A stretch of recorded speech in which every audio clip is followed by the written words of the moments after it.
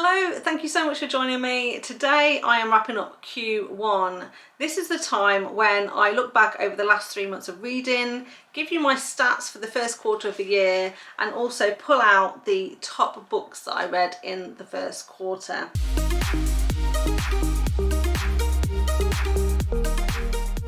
So in total I've read 40 books this quarter, which was 15,057 pages, which came out to 167 pages per day. I had 2 3-star reads, 5 3.5 stars, 16 4 stars, 9 4.5 stars, and 8 5-star reads. In terms of the subgenres I read, I've had 2 billionaire romances, 3 contemporaries, 6 dark romances, 1 historical, 20 mafia romances, 1 monster romance, 4 paranormal, 1 small town, and 2 sports romances as well. And in terms of how I read them, I've had 5 arcs, 6 audiobooks, 3 ebooks, and 26 that I read on KU. So first up then, I'm going to start with the last 5-star book that I read, and that was Wild Side by Elsie Silver, and this is book 3 in her Rose Hill series. This one is a contemporary small town romance, and we were following Reese, who is otherwise known as Wild Side, and Tabitha. Now I actually listened to this one as an audiobook, and it was narrated brilliantly by Jason Clark and Samantha Brentmore. So at the start of this book,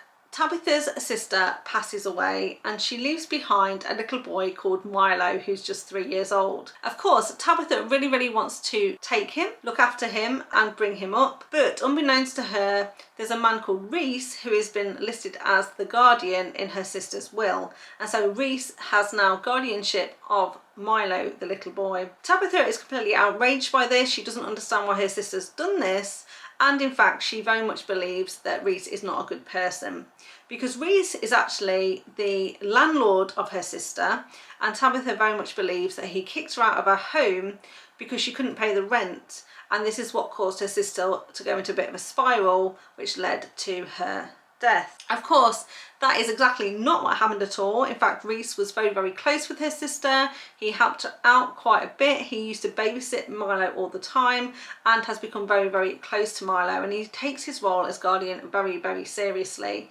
We also learned that Reese was in foster care when he was growing up, and so it means a lot to him to be able to take Milo and really give him the love and home life that he really deserves. And so right at the start of this book, Reese and Tabitha are very much at loggerheads with each other. They both are very angry about this situation, in grief about the death of Tabitha's sister, but also really want to do what's best and right for Milo. Reese immediately sees that Tabitha is actually really good with him. He's obviously going to be well loved and taken care of if he stays with Tabitha, but Reese doesn't really want to give up his new kind of role in Milo's life. As an additional complication, Reese actually isn't a Canadian citizen, because this is set in Canada.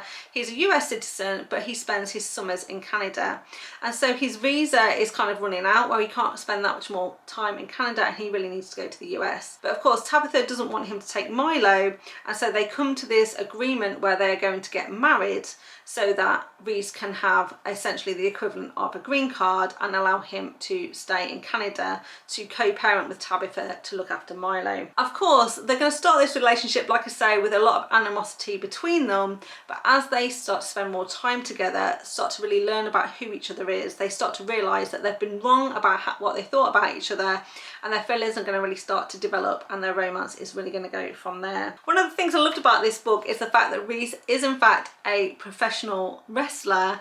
His stage name, if you like, is Wild Side, and because he's a really private person, he wears a mask on stage so no one actually knows who he is, and so this added quite a cute element to this story, because obviously Tabitha is going to find out he is a wrestler, and she's going to be really supportive of his job, where in the past people who have found out have not necessarily been as supportive as she has, and so this adds a really cute dimension to their relationship, but also I think it really adds to Reese's character as well. The next 5-star read that I want to talk about is These Two Wrongs by Julia Wolfe, and this is a book that I read in January. In fact, it was the first book that I read this year, so I started the year with an absolute banger because, like I say, this was a 5-star read. It's actually book 2 in the Savage Academy series.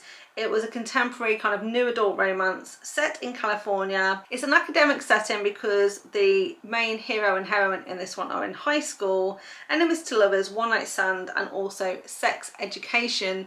And we were following Reese and Delilah. So in this one, Reese thinks himself as a bit of a ladies' man, and Delilah is a twin from another character in this series who is autistic.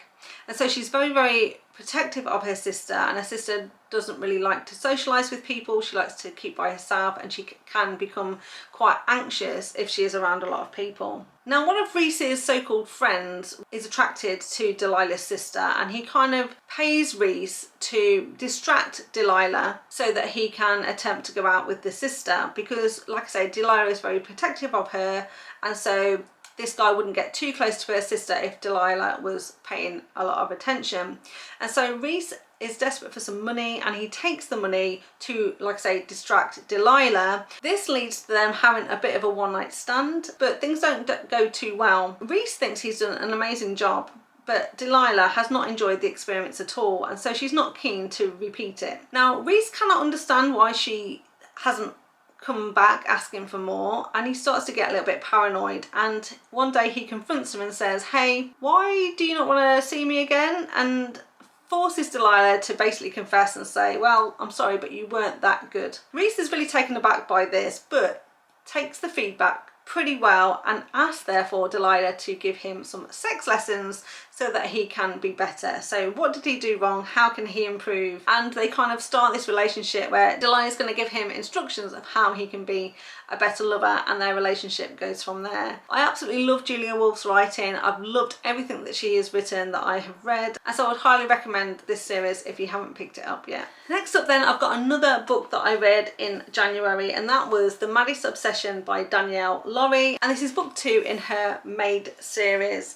This is a mafia romance between an FBI agent who has links with the Russian mafia and an Italian mafia princess who is recently widowed. This is an age gap with a damaged hero and heroine. It's hidden identity. They end up being neighbours. An obsessed hero, slow burn with stalker tendencies, surprise baby, a time jump, and like I said, our heroine was a widow. So a lot of tropes in this one, and we were following Gianna and Christian. Like I say, Christian is an FBI agent, but he's kind of a dirty cop, if you like. He is very morally grey. He does some bad things for the FBI, but he also does work on the side for some mafia families.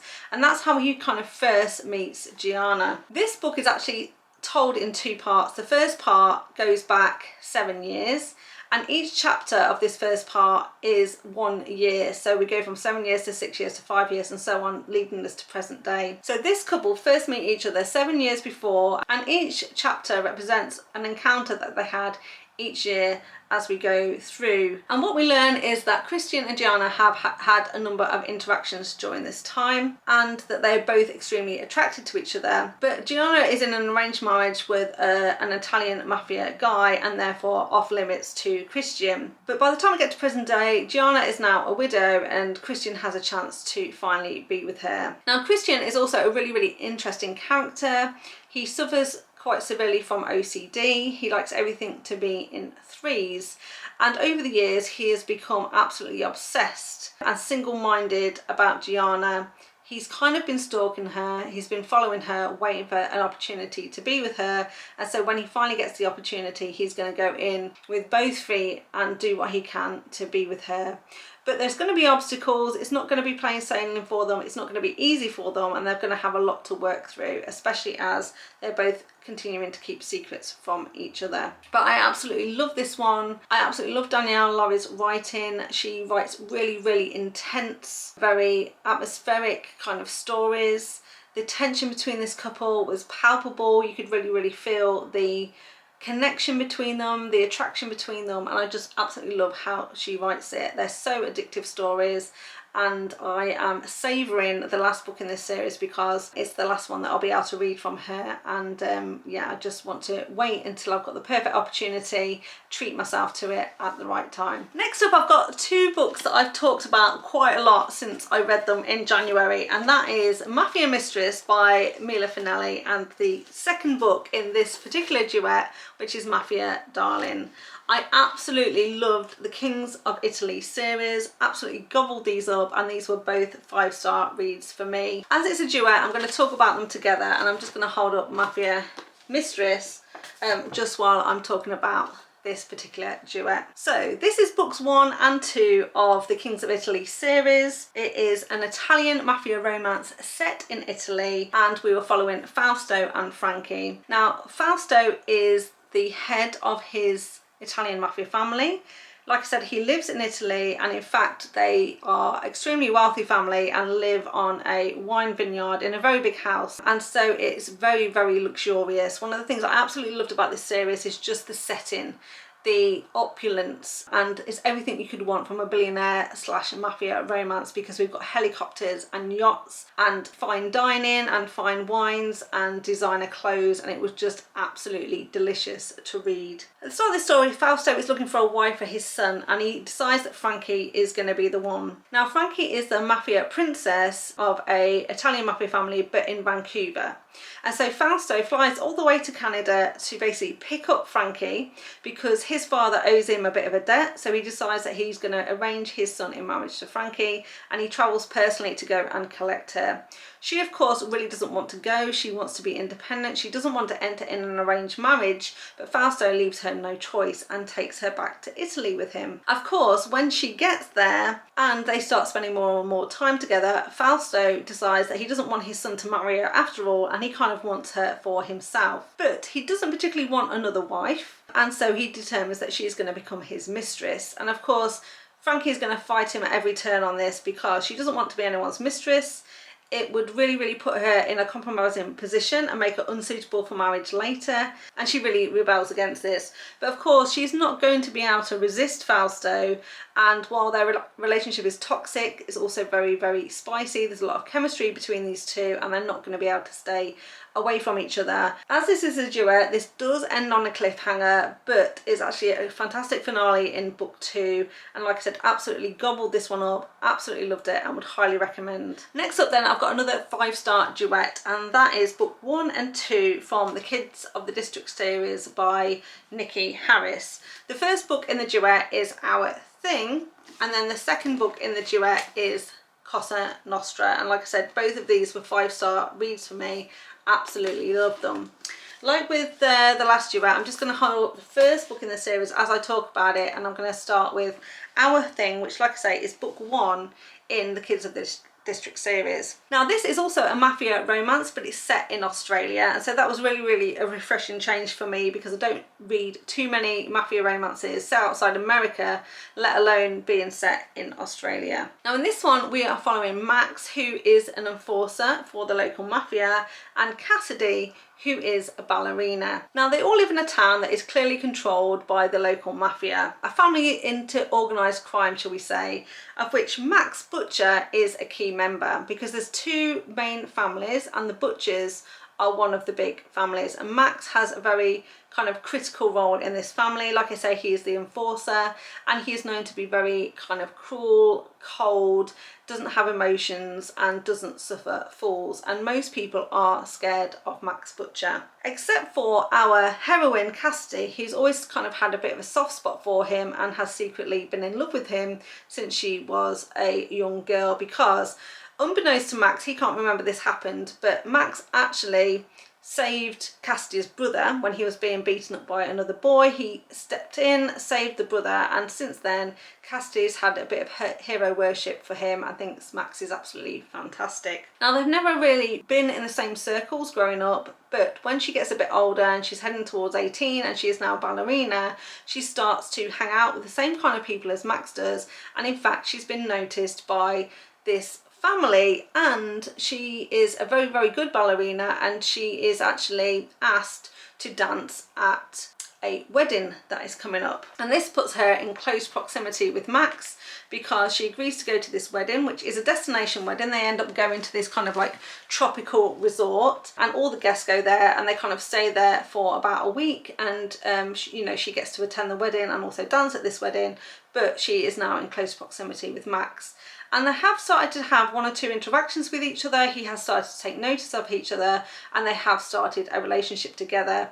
Of course, Max tells her that he can never love her, that he won't promise to only be with her. And at first, Cassidy kind of takes whatever he will give her, but ultimately becomes very, very kind of jealous and really wants him to be exclusive with her. And eventually, Max agrees to this, and you can tell that they have a really, really deep connection, that they really grow very deep feelings for each other. Again, I absolutely love Max's personality. One of the things I loved about this is I absolutely love Max. He's a book boyfriend for sure. He is just that perfect blend of, you know, morally grey hero who everyone else is scared of apart from our heroine, because he absolutely makes her feel safe and she is deeply in love with him, and they are so loyal to each other as well. She is unwavering in her support for Max, never ever doubts him, and there's never any doubt that she is going to remain by his side. And so this first book does end on a cliffhanger. Things don't work out too well for Cassidy, and as we move into the second duet we start to learn much more about what is going on, because there's a lot going on in the backstory of this one, from what is going on with this kind of Mafia family, who we can trust, who we can't trust, what Cassidy's involvement is to actually the wider family, because her family does have some connection to the Butchers in the past, and we start to figure all of this out. But like I say, the relationship between Max and Cassidy is solid. It is really, really strong, and I just love to see that. So they do go through quite a lot of heartbreak. I did cry during the second part of this duet, but I absolutely thought it was a beautiful romance and would absolutely highly recommend. So they were all the 5-star reads that I had in Q1, but I've got 3 kind of honourable mentions that were 4.5 stars. I rounded up to 5 stars, and these are the ones that I particularly want to talk about today. The first one is Twisted Games by Anna Huang, and this is book 2 in her Twisted series. It's a contemporary romance between a princess and a bodyguard. There's an age gap between these two, close proximity, forbidden romance obviously because he is a bodyguard, but a very possessive hero. And we were following Reese and Bridget. So Bridget, like I said, is a princess to a small European country, and she's kind of second in line to the throne, but it's actually her brother who is due to take over the throne when her grandfather passes away. She has therefore been studying in the United States of America, absolutely loves it there, has no intention of going home, but she does have a bodyguard.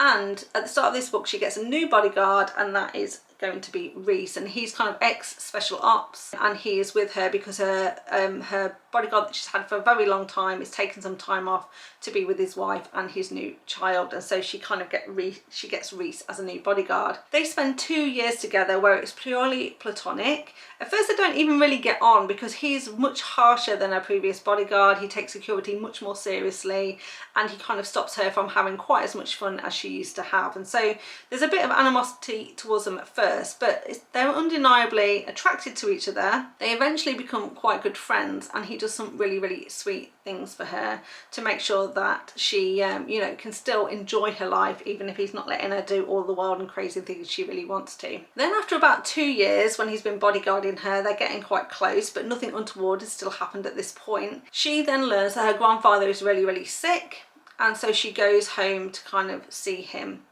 At the same time, her brother tells her that he's abdicating from the throne because he has fallen in love with a commoner, and in their royal family rules, he's not able to become the king unless he marries somebody of noble birth. This then means that Bridget becomes next in line to the throne, and when her grandfather becomes sick enough that he has to step down, it means that she is now going to become queen of this country. Of course, then it means that she's going to have to permanently move back to this small European country, and Reese at first does not go with her, but realises he can't be without her, and so begs to come back and be her bodyguard. And it's at this point that they kind of start a relationship with one another, because before she actually becomes queen and she knows she's going to be locked into a life of service, she really just wants to tick off some things on her bucket list. And one of the things on her bucket list happens to be to receive an orgasm from someone that's not herself. And so Rhys is only too happy to oblige her here. And of course then that sparks an even greater attraction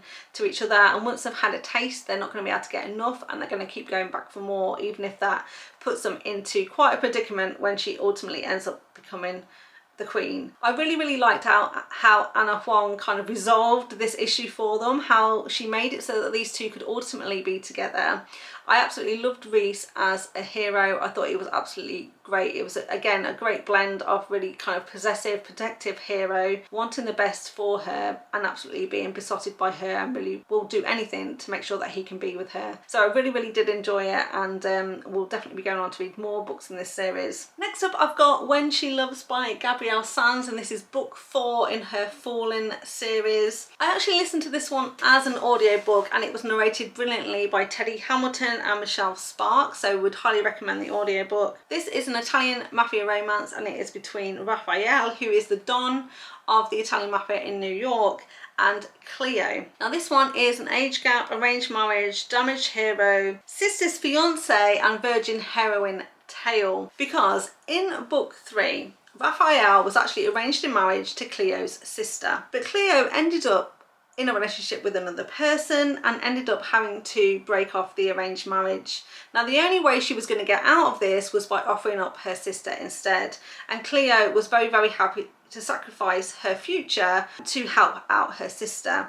And so they kind of did a bit of a swap, and at the start of this book then Cleo is now on the hook to marry Raphael. Now this works out in both of their favour really, because Cleo secretly is very attracted to Raphael, even though she really doesn't want to be married to him. And Raphael has also been secretly very attracted to Cleo and would have preferred to marry her over her sister in the first place. So all the events of book 3 played right into his hands, because he ended up with the woman that he wanted to end up with. Now Cleo is a very interesting character, because she never wanted to be married. She really doesn't want to be part of the mafia world, and she's done everything she can in the last few years to make sure that she's unsuitable for marriage, even making people believe that she's no longer a virgin and therefore no longer suited to be arranged in marriage to, you know, a higher up in the Italian mafia. However, Raphael knows the truth that she is still in fact a virgin, because in a drunken state during an interaction in book 3 she confesses this to him. So of course when she offers to swap with her sister, he knows that she is definitely suitable still to be his wife and says yes, but no one else can fathom why he would want to marry her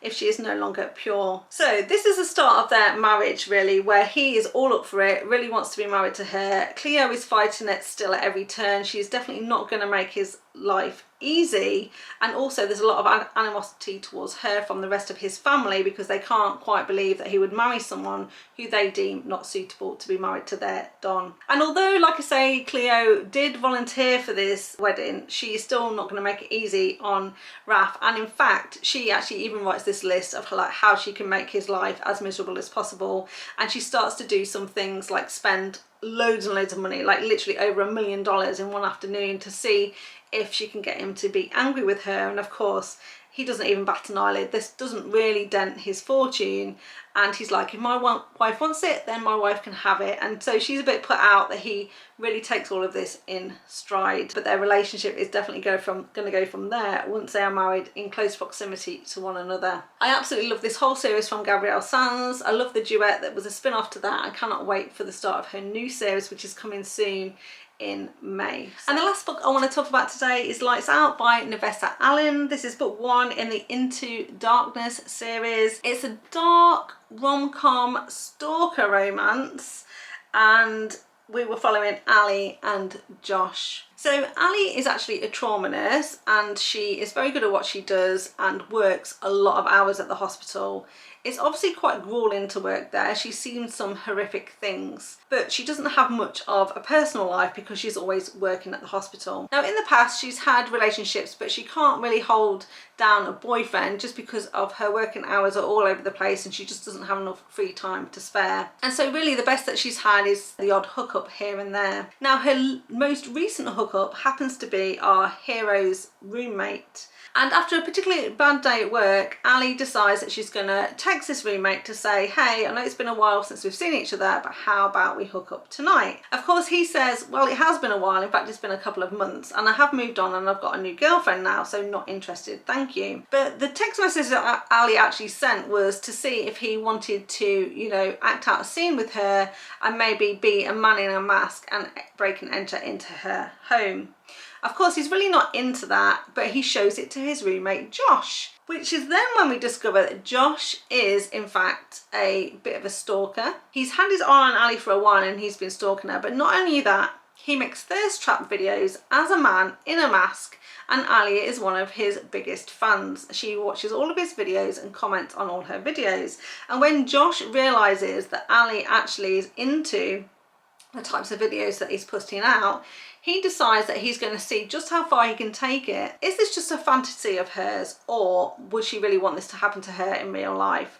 And so he decides he's going to find out. And so he goes with his mask on, breaks into her house and makes a thirst trap video in her bedroom. And of course, when she then watches his next video, she realizes that he's been in her house, and they kind of then start to talk to each other because she makes a comment on his videos and asks him exactly what's going on, what he thinks he's doing, and of course they get into a bit of back and forth banter between them, and their relationship does go from there. This was a really fun read. It really towed the line well between being a dark romance but with a bit of like humour thrown in. So it wasn't so funny and ridiculous that it really spoiled the dark romance, but it was just enough lightness in it so that the darkness didn't feel too oppressive. And I really liked the balance that Navessa Allen was able to bring to this story. There's loads more that goes on in this book. The plot is actually really clever, and I like the way it goes and how this couple end up together.